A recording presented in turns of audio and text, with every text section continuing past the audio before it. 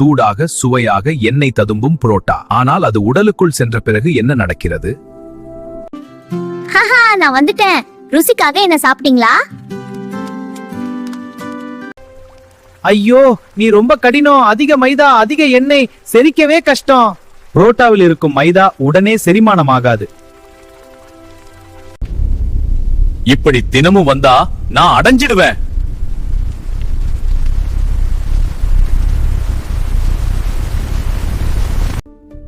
எனக்கு ஓய்வு கிடைக்கல. அதிக கொழுப்பு என்ன சோர்வடைய வைக்குது.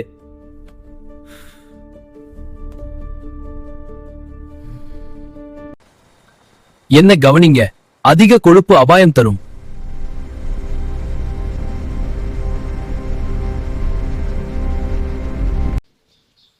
நான் ரொம்ப சாப்பிட்டாதான் பிரச்சனை. எப்பவாவது ஒரு தடவை சாப்பிட்டுக்கலாம். சுவை முக்கியம், ஆனால் ஆரோக்கியம் அதைவிட முக்கியம். அளவோடு சாப்பிடுங்கள், உடலை காப்பாற்றுங்கள்.